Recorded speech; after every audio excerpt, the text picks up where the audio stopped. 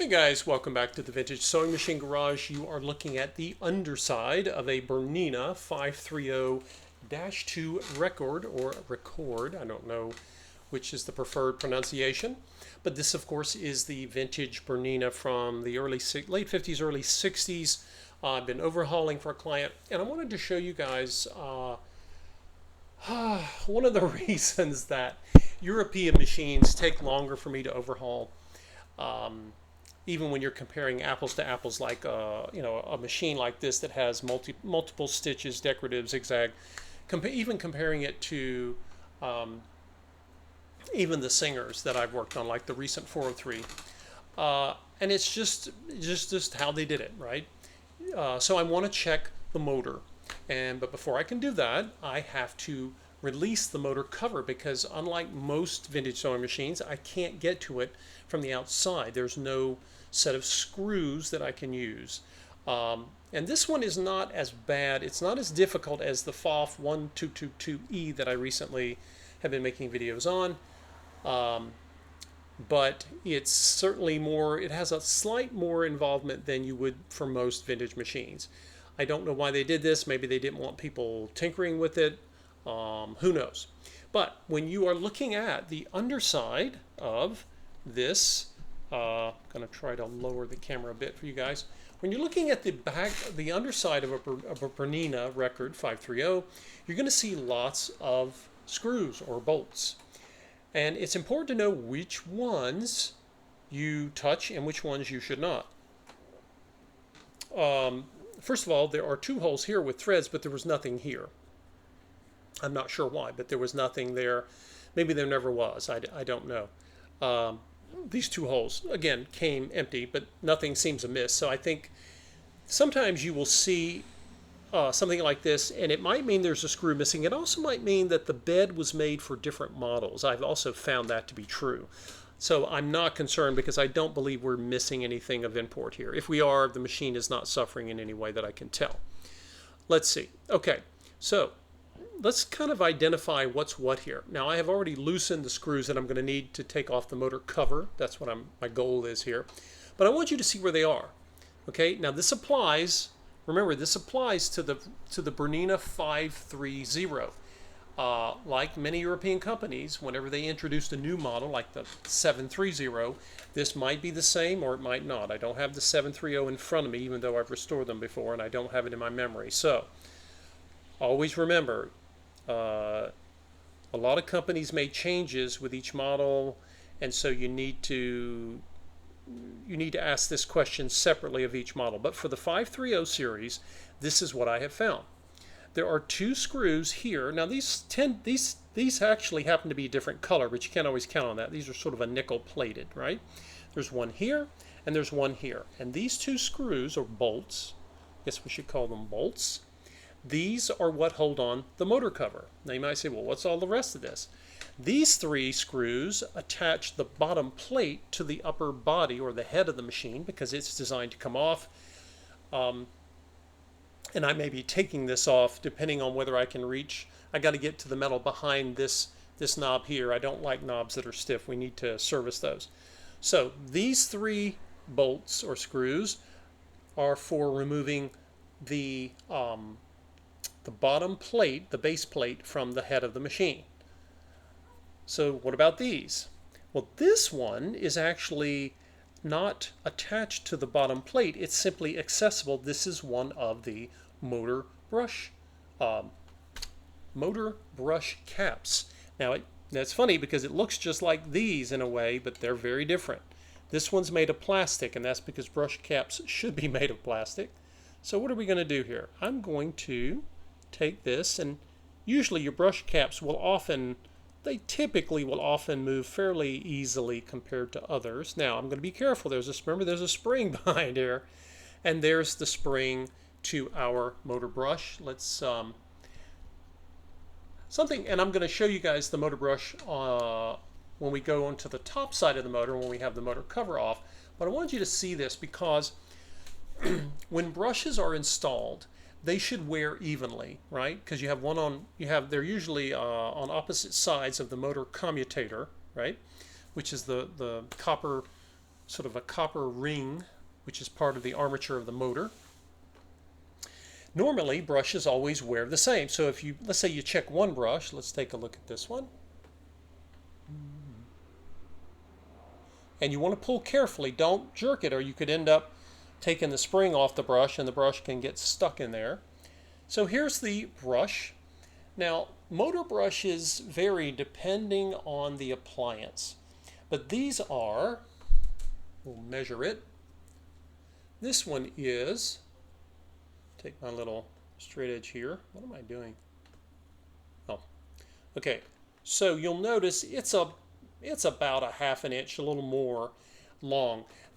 In terms of sewing machine brushes, right? Sewing machine motor brushes, you can't, for some motors, some electric motors, this could be a very short brush and need replacing. But I have found that with sewing machines, it's not until you get below 1/4 inch. Once you get below 1/4 inch, it's getting about time to replace them. But I always want to check, because the reason I'm going to check both brushes, even though I just told you they should wear evenly, is usually the issue is not that they aren't wearing evenly, but there have been people, you know, you might have someone who went in and checked a brush and replaced it because they could reach one, and they may not have done the other. And so I don't like not knowing, right? I really want to know what's going on with those brushes. If a brush gets too low, eventually, let me get my pointer here. It's easier to point with this thing than my finger. Okay, so I've got the brush, I've got the motor brush spring, here's the brush. As the motor brush wears, it keeps wearing, right? So as I move to the left here, imagine that's all that's left. But there's a spring, and once that brush is all gone, only thing that's left that can touch the commutator is that spring, and it will destroy, potentially destroy and short out the motor. So the key here is to make sure your brushes get replaced before they vanish. It takes many years, right? This is a 1/2 inch brush. This could take, if the owner of this machine decided they were going to sew up a storm month to month, it could take years to wear this down, depending on the hours you sew. Okay, so the good news is brushes don't wear super quick, right? It's not something that you have to deal with once a year normally, right? Maybe in an industrial setting you would, but most home sewers are not going to sew that much. Your mileage may vary, right? You have to be, right? Every situation is different, but I'm just giving you guys an average. In 1 year, it would be, we'd be very surprised if somebody could wear out a 1/2 inch of brush. Is it possible? Yeah, but it's not likely. But brushes are not, you know, even you say, well, they take a while to wear. Yes, but if brushes wear down, it's, you know, it's a calamitous event if they do. So don't let that happen. And I love the fact that Bernina at least provided the window here to check on the brush without having to remove the motor cover. We need to remove the motor cover, however, because we need to check on the motor, check on other parts of it. Now, when you put a brush back in, if you get new brushes, the brushes typically have a flat end, and they make a weird sound until they seat. Now, let me show what I mean. Remember, the commutator is round, and this brush is broken in, obviously. Let's see if we can get the light right. So, in order to show you this, I need to get just the right amount of light on here. Okay, you need to put this in the light where you can see it. And the reason I say this is you want, the motor is going to be rotating toward us, right? So if it's a ring, it's not like this facing us as we're looking at the machine right now. It's actually like this, right? So if we, I can't magnify this, but we could see the top. It's going to be going in the same direction as the hand wheel. So we want our brush seat. Let's see if I can get some natural light. I really prefer natural light. Not sure if it's wanting to cooperate with me here. In any case, all right, let's put the flashlight back on it. But what you want is the curvature of your brush needs to align with the curvature of the armature. Because if you don't, you're going to have some strange sounds, because then the brush is going to have to wear and form the same curved shape that it has now. So that's not what you want. Let's see, I need a brighter. I think I'm losing my battery power on that headlamp that I like so much. Have to get new batteries in it. Okay, so let's take a look. Need to graze the light a bit. Here we go. Okay, this is what I was after. So you can see the curve right now. It's kind of like the curve is facing us as if it were like a smile, right? So we need to turn it this way, right? We want the curve to be in the same rotation, like I said, as a hand wheel, not this way, right, but toward us. And so the curve needs to fit it. And if it doesn't, you'll know because you won't like the sound it makes. So we're going to go ahead and put the brush back in.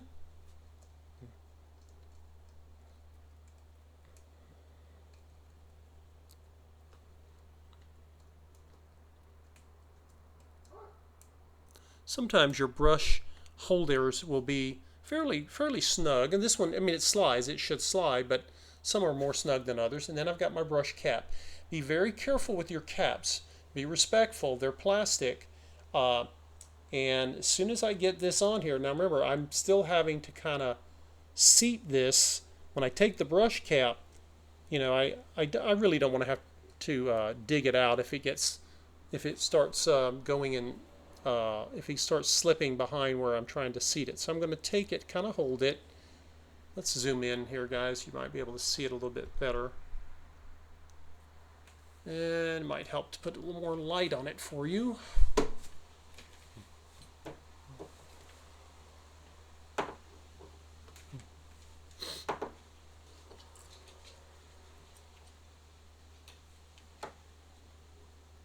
There we go. Okay. So I've got it, I'm holding it with my thumb, and then I'm going to take this little screwdriver, and I'm going to try to turn it, but I need to know that it's starting to thread onto the brush holder. And yeah, I think it is. Yeah, it's staying put, right? Now, I think I mentioned this before, but just in case I haven't, or maybe you didn't see that video, one thing to remember is that with a brush cap, when you start to put it back on and tighten it, as soon as it's reached its end, it will snug up, right? Do not over tighten these. These are not steel, they're plastic. And the plastic is, here we go. The plastic is, trying to get a good light so you can see what I'm doing here. The plastic is traveling on what was essentially a brass thread, and that's fine. Notice, and as soon as, because these don't really tighten the way a metal screw will, they just kind of stop. And then notice as soon as it stops, it's snug, I stop. Don't torque it down as long as it's not loose, right? As soon as it stops, you just want to stop. Don't add any more pressure. It's not needed, and it can damage it. So. And that's true even when they're new. Okay, so we've got our two, let's zoom back out here. We've got our two bolts for the motor cover. Now I'm going to put the machine upright and turn it around for you guys so you can see the back side. Okay, so we've got the motor cover. Now, you'll notice that inside the cover is the plug receptacle for where you put your power cord. So here's the male end of the plug, and so you can't lift it straight up. If you do, obviously it's not gonna want to cooperate. So we're actually going to slide this out, and you're going to hear something, or you might hear something. I'll show you in a minute what that something is. This is this particular machine was set up for a knee controller, okay? Instead of using a, let's get that out of our face here. Instead of using a foot pedal, this machine was sold, and I think you had different options. You could get a foot pedal with these. I think the dealer probably said, which do you prefer? And then they had the option of using a knee controller, right? And when I debut the machine, I'll show you guys the knee controller. It's basically a steel rod that latches into the front, and it touches. It comes in contact with a shaft here that's attached to this little arm or finger, if you will. And as you keep turning the knee lever, it engages this, which is essentially, I believe this is a carbon pile. not a rheostat. Anyway, it hits here, and then you get your speed control, and then you max out. If we come over here on this side, you can see what's happening. This comes in touch with this plate, and then it pushes this little brass plunger, and the closer that plunger gets to these two pieces right here, the closer you get to full speed. Okay, this is a capacitor. You often see these capacitors installed in motors from this period, and the reason for this had to do with the fact that most home electrical systems and most home appliances, they could create interference with things like televisions and radios. You could have somebody in the house listening to a radio or watching a television. You know, remember this is 1950s, early 60s, and it would cause static. It would interfere because of the way certain devices would pull electricity when they were running. And this is not just true of sewing machines. I've seen it in things like, you know, other types of vintage analog electrical appliances from the same period. And as long as this works, now whether you can get replacements for these or whether it can be safely removed, I don't know. That's something I have to investigate further. Okay, now we've checked the brush on the other side. We've put it back. That was the one underneath. And I'll show you guys this one. This one is, now that we have the cover off, we can get to the top brush. And you guys can see it right here. And again, you've got wires here as well, so you want to be careful. Don't stress these wires, and you shouldn't have to. You can turn this. And again, when you turn a brush cap, this is turning easily. If you ever get resistance and the brush cap is stuck, it's not common, but it could happen. And if it does, you know, you want to be extra careful. Do not put a huge amount of force. I typically don't have that issue, but as notice, I'm getting it looser and looser here. Hold down on it. Even though you're turning it to take it off, just put a little pressure down as you turn it. I know that sounds kind of contradictory, but do so, because there's a spring, like a little jack in the box, and there it is. And if you don't, your brush cap and your spring brush could go flying, and then you'll be crawling around on the floor trying to chase them down, and that's not fun. Anyway, there you go. So we got our cap off, and we're going to check the, let's turn this so I can get a little more natural light and I don't have to play with that flashlight as much. Okay, so the brush cap, sometimes you just have a spring.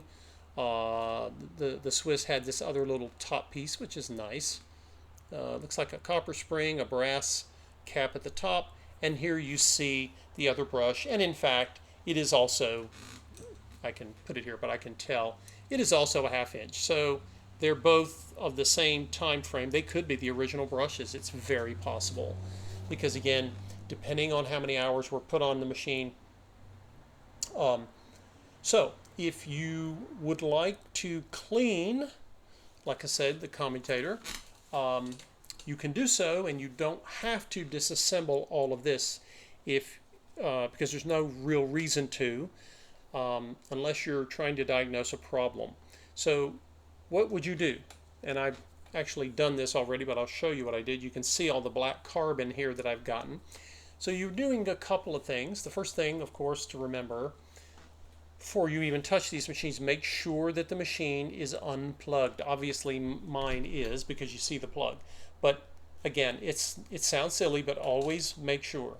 In fact, just put your sewing machine power cord in another room. You do not need it at this point. And that'll help keep you from forgetting. So you can take, I have my rubbing alcohol here. You dip down in the rubbing alcohol, and I like to use these Q-tip, what do I call them? They are, they're the fine point, they're cotton swabs. Normally I will use, normally generic, but I use the Q-tip brand when I want these. These are precision tip, I think that's what they're called. And they are more tightly bound, they have more cotton, and they have this nice tip on them. So if I take, and we'll see, I don't know that much more will come off of here because I cleaned the brush, so I've dipped it down in the alcohol. You don't need to drown it. I mean, it's, you don't need that much. But I'm going to put it down in here, and you can sort of do this, and you can see I can still pull up a little bit of carbon. But then you want to take your cotton swab, and just put a little pressure. We're not talking a ton here, right? You don't need massive amounts of pressure. Just hold the Q-tip down, and I guess if I zoom back out, you can see what the other hand is doing here. Well, maybe not. Okay, and I'm going to take my hand wheel, and remember I'm behind the machine, so I'm going to push it away because the wheel always gets moved toward the sewer. And when I do that, that copper ring is getting cleaned, right? So I'm cleaning some of this off. It's not being sanded. You know, years ago I used to find sandpaper, the garnet type that's safe to use, and I would sand down these commutators, but I don't do that anymore because I find that it simply shortens the life of the commutator by a small amount, but it's just not needed, right? If you do it carefully, I know how to sand them just enough to get some of the carbon off without really taking too much copper off. But I just don't see the point. It's really kind of a moot thing to do, and I don't think it really helps things at all. And then what is the other thing I'm going to do here? I've got my Q-tip and I've got my alcohol. So I want to come over here because remember we have a contact point. And when you're dealing with these speed control, this is true of a foot pedal also, by the way, right? You get dirt, sometimes carbon will build up on these contacts, and you really want them clean. Now this is kind of tough to get in this space. I don't want to stress this piece, so I'm going to take one of my precision tips, and I'm gonna flatten it. You can take the handle of a hammer or something round, and I'm gonna basically compress this and get it as flat as I can. And when I do that, that's going to help me. I'm doing it on the floor right now, just with a screwdriver. Just got a screwdriver handle. So now you can see there's one end, and here's the end I just flattened, right? Because I want it to be a little more narrow. That'll help me get this into that spot that I need to get it into without putting any stress on anything. So we're going to come in here, and there's not much. I don't know if you guys can see that. There's a little bit there. This machine has, I don't know how many hours it had. I'll have to ask the owner, how much her mom sewed on it. Okay, so we've gotten that. I wanted to get that contact point clean. Let's see. I may come back and get a little bit of alcohol. There's the actual tip itself. Yeah, so it's clean. Again, it wasn't that dirty. What I do see here, however, is a lot of dust. And that's normal, right? That's from many years of, it could be a combination of sewing lint or just dust in the air. Remember, this thing's been around a long time. You can see the inside. One of the things I do like about the Berninas versus the Viking Husqvarnas from the same period, those Vikings or Husqvarnas, those bright green machines are, God, they're beautiful, but their motor covers are made of plastic, and that plastic, you got to be real careful with it. It's very brittle. Many of them come and they're broken. Some of them don't. Many of them will break at a stress point, like where the screw attaches. Now this, I believe, is made of aluminum. I can hold this in my hand. It's pretty light, but it's not it's not plastic. It's metal, but I believe it's aluminum. And aluminum is a very soft metal, so you still want to be careful with this, right? So you can see so what I'm gonna do, I'm gonna take, like I say, I've got my commutator cleaned. I am not gonna vacuum this yet because I have a brush holder that's open, right? So again, I'm going to do the same thing I did on the bottom one. I'm going to take and make sure that I have the curve of my brush, which you guys hopefully can see here. You can see there's a curve to it, right? I want the curve. Sometimes you can take your fingernail and just sort of remind you which way the curve's going, right? So I'm going to take the curve, and I know that my commutator, again, is doing this. So I'm going to take the curve facing us, right? So if you see this, you would not see the arch because the arch is facing left or right. And, yep, I'm going to put it right down in there. Very high quality brush springs. I know that sounds a little nerdy, but when you've seen enough brush springs like I have, you start to notice the differences. Anyway, so now I want to put this back. Again, I'm going to just push down. I think this little cap just makes it easier for the spring to kind of seat onto the brush cap. Now I'm going to start turning, make sure you don't cross thread. Remember this, because the brush caps are plastic, don't go crazy, just take your time, make sure it's seated on there so that you don't cross thread it. That would not be fun. And notice I'm turning it. It has a little knurled texture, so it's easy to grip. And as soon as it stops, I stop. There you go. So what's up next? Well, the next thing we need to do, I'm going to take, you guys have seen the attachment. I have an attachment for my shop vac that was originally sold for using on computers and laptops and electronics, because it's got little tiny tips about the size of my finger with a little brush. We're going to come in here and vacuum out all this dust.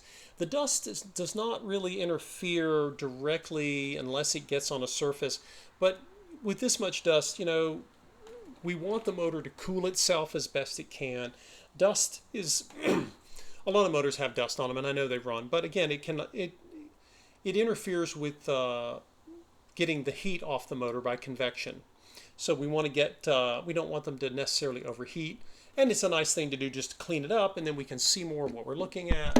You can see some of the dust if I hold the light a certain way. I think you can see it better like that. And then we'll come in here, and I'm going to try to get to the bushing. These motors typically have bushings, and they need a small amount of lubrication. We'll see what I can get to. This one over here is very difficult. This one, though, we can hopefully get to that one. And as you can see, it's 110 volts. So the Swiss were one of the first companies in Europe after the Second World War to offer their own motors in North American electrical standards. Because remember, Europe has a different standard. And that's kind of cool because a lot of the Japanese machines were shipped over, and then they would source the motors and all the electricals from North America.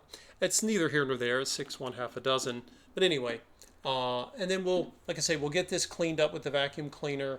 I won't subject you guys to listening to my shop vac run. And then we'll take a look and see what's left to do here.